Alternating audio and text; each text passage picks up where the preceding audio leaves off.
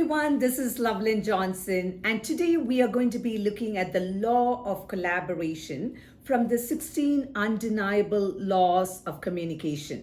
I have a question. Have you ever had to guess the number of candies in a jar? The reason I ask is we are going to be talking about the most famous guessing contest which happened in Plymouth, England in 1906. There was this fair that was going on and people had to guess the weight of an ox after it is butchered and dressed. There was this brilliant scientist, Galton, who was walking around and he wondered how could an average person make an educated guess on how much an ox would weigh. So he went and asked the contest people if he could get the guesses after the contest is over. So he collected 800 of those guesses. And the weight of the ox after it was butchered and dressed was 1,198 pounds. As you would have guessed, no one got that number right. But as Galton was looking at the numbers, he took the average of all the 800 numbers and it came up to 1,197 pounds. Just 1 pound off of the ox's weight. So he came to a conclusion that the wisdom of crowds is better than one individual's wisdom. Today, I want to challenge some of the mindsets that we have about collaboration. We often think that we have to be the hero, we should be independent, and we should go solo and do it all by ourselves. But the law of collaboration says that some of our best ideas would come from others. And tapping into the wisdom of others is what we are going to be talking about today. So we're going to talk about the issue that we all have, why we like to do things solo. We are then going to be talking about a framework called the TAGG framework, just an acrostic for us to remember about collaborative mindset. And then we are going to talk about the multiplying effect that collaboration has for us.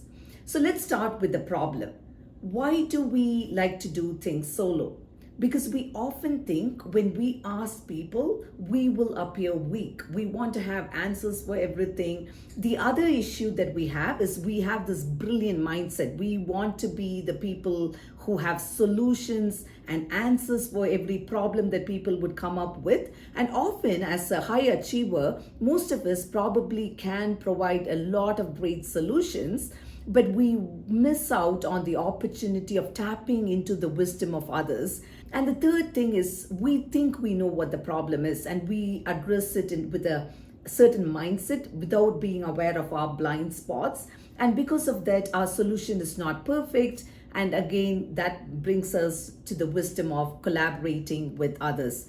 Let's admit it's much harder when you bring more people into the equation and try to solve it. But honestly, if you know how to tap into the wisdom of others, you will have 10 brains instead of one. And the multiplying effect for that is phenomenal.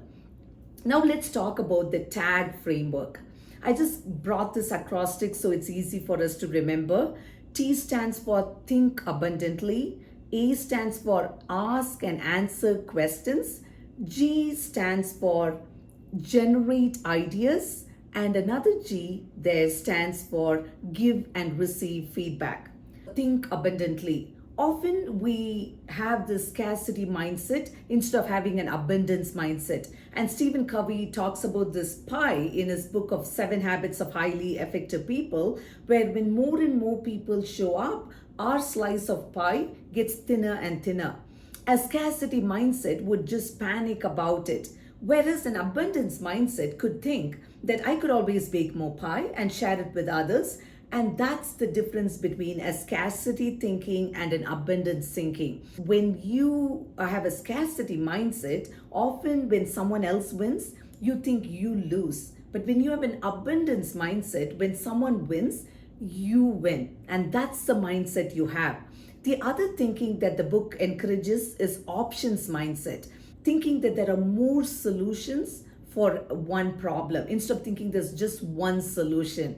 There is this old chicken farmer whose farm always gets flooded during the spring because of rain, and he would move all his chicken over to the other side and do all the work during flooding.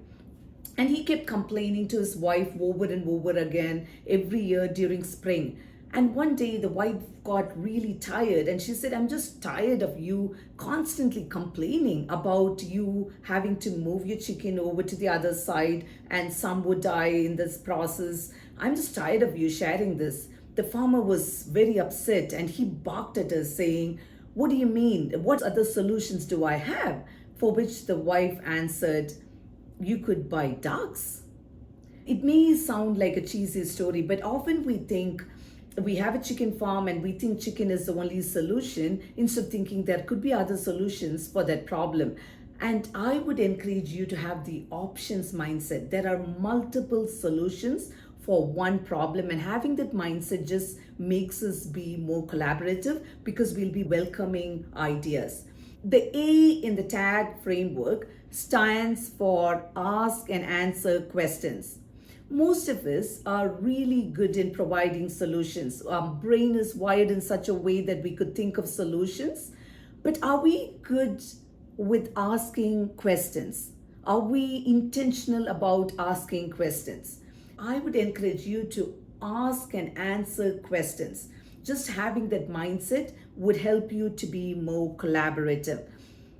There is this quote by Albert Einstein, and he says that if I had 1 hour to solve a problem and my life depended on it, I would spend the first 55 minutes asking the right questions, because when I asked the right questions, I could easily solve it with the last 5 minutes.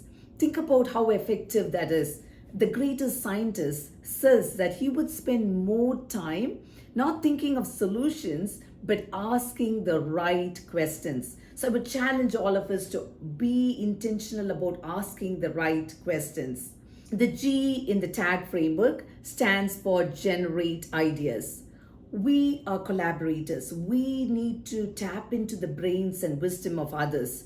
And what could we do? We should welcome ideas. We should generate ideas. People should feel okay to share anything and everything with us. And we then can sift through it and springboard from there based on the ideas that we have generated. We need to first generate ideas before we could decide on which ideas we need to look into deeper and further. So generate ideas, bring people to the table, let that be a great welcoming environment for them to think freely and discuss with you about different options. The last G in the TAGG framework stands for give and receive feedback. In today's culture, we have yearly reviews. You probably have a quarterly review or a half yearly review on top of it. But don't wait for a half yearly review to give feedback to your direct reports or even to your peers, because if you wait for that long, it is much harder for them to receive and apply those feedbacks. If you see them do a right thing, applaud them right away, give them the feedback right away. If you catch them fail in something, they didn't follow a process, they just missed something, give them the feedback right away. And when you see the correction happen, applaud them for it. So give feedback. Let the culture in your environment be something where you're constantly giving and receiving feedback, so people feel comfortable to share and be open with you. And because of that, you could grow exponentially. Let's talk about the multiplying effect collaboration has. The book says that 1 plus 1 would give you 2, but 1 beside 1 would give you 11. You have a far better reach when you collaborate with more people. Invite more people to the table and collaborate, because you get their brain power, their manpower, and your ideas get better because of collaboration. I would like to conclude by reminding you of the law of collaboration one more time. Some of your best thinking will be done with others, so collaborate. The greatest leaders that you see are not the ones who have the proper solution, who know what to do, but they are the ones who know how to collaborate. They are more effective because they bring people and they are willing to put in the work and invite the wisdom of many people. I would encourage you to go and collaborate.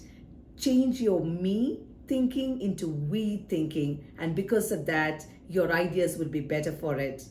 I hope you found this lesson helpful. Next week, we'll be looking at the law of content. I hope to see you there. Thank you.